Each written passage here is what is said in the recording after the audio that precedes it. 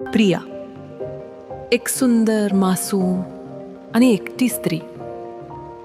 तिचा नवरा राजेश शहरात नोकरी करतो आणि आठवड्यातून फक्त एकदाच घरी येतो. दिवसभराच्या धावपळीनंतर प्रिया बऱ्याचदा एकटेपणाशी झगडत असे. पण तेवढ्यात तिच्या घराच्या वरच्या मजल्यावर एक नवा भाडेकरू आला, अभय. एक शांत पण रहस्यमय तरुण. पावसाच्या पहिल्या थेंबांनी जेव्हा प्रियाची साडी ओली करायला लागली, तेव्हा अभयच्या नजरांनी तिला पहिल्यांदा त्या नजरेने पाहिले आणि तो स्वतःला थांबवू शकला नाही. त्या दिवशी झालेली पहिली चर्चा आणि मग सुरू झाली एक सिलसिला. काय होईल जेव्हा दोन एकट्या हृदयांना एकमेकांचा साथ मिळेल? कसं प्रिया आणि अभयच्या भेटी प्रेमात बदलल्या? हे जाणून घेण्यासाठी पहा संपूर्ण कथा. स्वागत आहे तुमचं गुप्त कथामध्ये, जिथे प्रत्येक गोष्टीत लपले आहेत नवे रहस्य, अर्धवट प्रेम आणि हृदयाला हलवून टाकणारी तहान. प्रिया रामपूर गावची एक सुंदर, सभ्य आणि संवेदनशील स्त्री होती. तिच्या डोळ्यांमध्ये एक खोलगट भावना होती आणि हसताना तिच्या चेहऱ्यावरची साधी स्मित कोणालाही मोहित करून टाकायला पुरेशी होती. तिचा नवरा राजेश शहरात नोकरी करत असे आणि आठवड्यातून फक्त एकदाच घरी येत असे. त्यांना 2 मुलं होती, जी दिवसभर शाळेत व्यस्त असत. त्यामुळे प्रिया बहुतेक वेळा घरात एकटीच असायची, भिंतीशी बोलत. घरात सर्व काही होतं: पैसा, सुख, सोय, समाजात मान सन्मान. पण हृदयाच्या एका कोपऱ्यात एक पोकळी होती, ज्याबद्दल ती कोणालाही सांगू शकत नव्हती. एक दिवस त्यांच्या घराच्या वरच्या मजल्यावर एक नवीन भाडेकरू आला, अभय. तो कॉलेजचा विद्यार्थी होता, शांत स्वभावाचा, अभ्यासात मग्न. पण त्याच्या डोळ्यांमध्ये एक खोलवर आकर्षण होतं, जे प्रियाने पहिल्याच नजरेत ओळखलं. प्रिया जेव्हा सकाळी तुळसाला पाणी घालायची, तेव्हा अभय छतावर पुस्तक घेऊन बसलेला असे. दोघांच्या नजरा अनेक वेळा भेटल्या, पण दोघांनीही काही बोललं नाही. हळूहळू त्या नजरांमध्ये एक अव्यक्त भाषा निर्माण झाली, ज्यात शब्द नव्हते, आवाज नव्हता, फक्त एक अनुभव. एक दिवस पाऊस पडत होता. प्रिया अंगणात कपडे गोळा करत होती, तेव्हा एक जोरदार विजा चमकली. घाबरून ती मागे हटली आणि तेवढ्यात वरच्या मजल्यावर उभा असलेला अभय चिंतेने तिच्याकडे पाहत होता. त्याचा आवाज आला, तुम्ही ठीक आहात? हा पहिला संवाद होता, ज्याने त्यांच्यामधल्या भिंतीत एक भेग पाडली. प्रिया हसली, होय, फक्त अचानक घाबरले. अभय थोडासा लाजला, पण त्याच्या हसण्यात एक आपुलकी होती.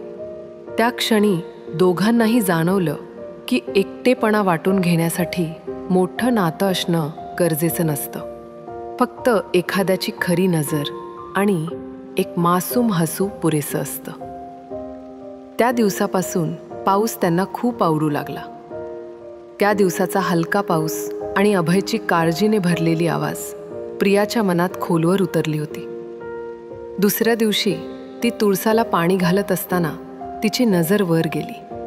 अभय तिथे नव्हता, पण काही क्षणानंतर तिला दारावर हलकी ठोकरणी ऐकू आली.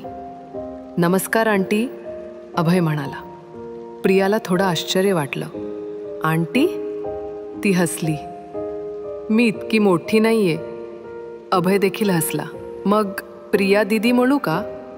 तो क्षण हलका फुलका होता, पण त्या हसण्यात एक आपुलकी होती, जी प्रियाला बऱ्याच कालानंतर जाणवली.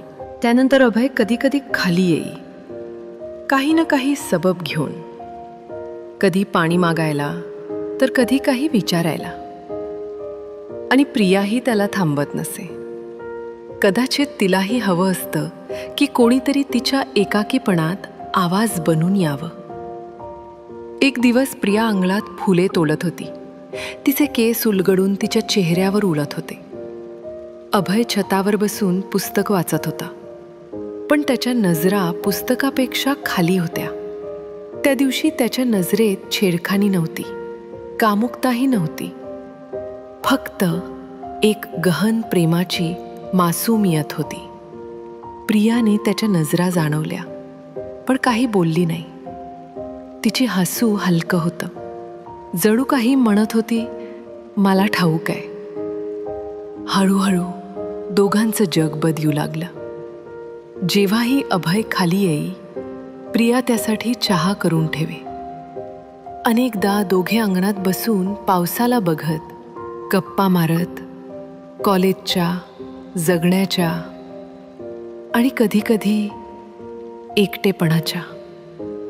एक संध्याकाळ वीज गेली. अंधारात प्रियाने मेणबत्ती पेटवली. तिच्या डोळ्यातील ते चमकते तेज अभयला विस्मयचकित करून गेलं.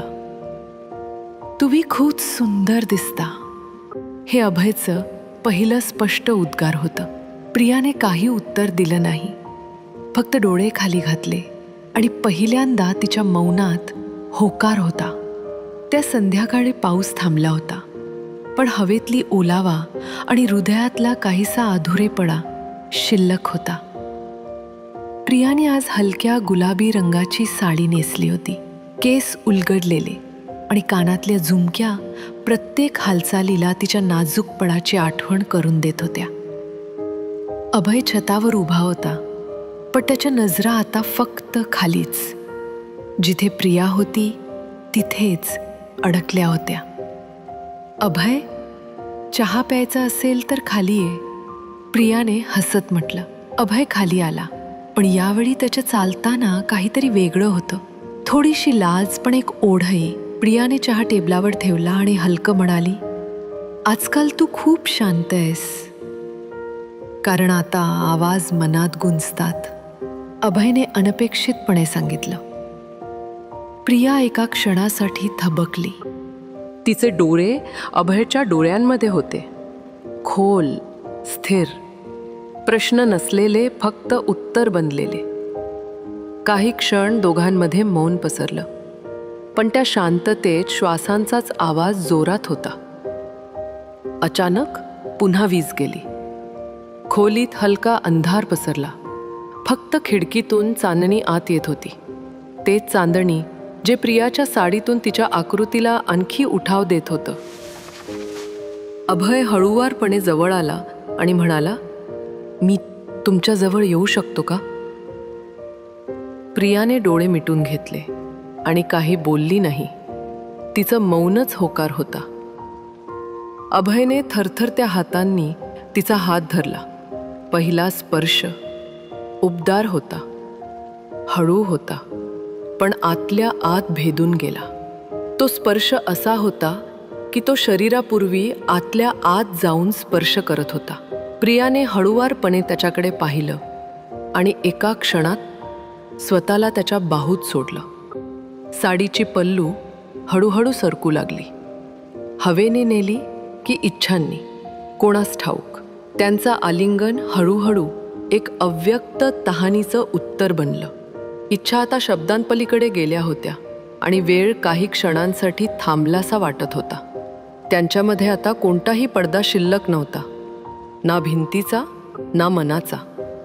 ते एकमेकांना पूर्णपणे जाणून घेत होते. प्रियाचे श्वास आता अभयच्या हृदयाच्या ठोकरांशी जुळत होते. अभय आता दिवसातून काही क्षणांसाठी नव्हे, तर हरवेळी तिच्याच विचारात गढून गेला होता. त्या दिवशी दुपारची ऊन तीव्र होती. प्रियाने हलक्या निळ्या रंगाची साडी नेसली होती, मेकअप शिवाय, पण तरीही तिच्यात एक अलौकिक तेज होतं. अभयने तिला पाहिलं तेव्हा फक्त पाहतच राहिला. तुला बघू की स्वतःला विसरून जाऊ? तो हसला. प्रिया हळूवारपणे त्याच्या जवळ आली आणि म्हणाली, तू खूप बदललायस अभय. आता लहान मुलगा राहिला नाहीस. अभयनं तिचं चेहऱ्याच्या हातात घेतलं. आणि तू माझं संपूर्ण जग बनलीस. त्यांच्यामध्ये पुन्हा एक क्षण आला जेव्हा सर्व काही थांबल्यासारखं वाटत होतं. अभयनं तिच्या ओठांना स्पर्श करण्याचा प्रयत्न केला. प्रियानं स्वतःला त्याच्या आणखीन जवळ पाहिलं. त्यांचे श्वास एकमेकात गुंतून गेले. साडीच्या सळया पुन्हा विखरू लागल्या. भिंतीचा आधार, उग्र अंगण आणि एक गोड उबदार ओढ सर्व काही विसरून जाऊ देत होती. पण तेवढ्यात दारावर जोरदार ठोठावणी झाली. प्रिया चक्रावली. मुलं आली असतील. ती घाबरली आणि लगेच स्वतःला सावरून घेतलं. अभयनं तिचा हात पकडण्याचा प्रयत्न केला, पण तिने हळुवारपणे त्याला मागे सारलं. ही पहिलीच वेळ होती जेव्हा प्रियानं त्याच्याकडे पाहणं नाकारलं. रात्री सर्वजण झोपल्यानंतर प्रिया छतावर एकटी उभी होती. अभय शांतपणे आला आणि जवळ उभा राहिला. आता तू माझ्यापासून दूर राहशील का? त्यानं विचारलं. प्रियाच्या डोळ्यात पाणी होतं. मी एकटेपणात तुझा साथ हवा होता, पण आता हे प्रेम माझ्या जबाबदाऱ्यांवर ओझं बनतंय. मी एक आई आहे, पत्नी आहे, आणि हा सत्य मला थांबवतो. अभय शांत होता. त्यानं डोकं खाली घातलं. प्रियानं त्याचा हात धरला आणि शेवटच्यांदा त्याच्याकडे पाहिलं. हे जे झालं ते खूप सुंदर होतं, पण प्रत्येक सुंदर गोष्ट नेहमी सोबत राहत नाही. ती हळूच्या पावलांनी खाली उतरली आणि अभय तसाच तिथे उभा राहिला. डोळ्यांत अधुरं प्रेम, ओठांवर थांबलेलं मोह आणि हृदयात एक मौन कथा.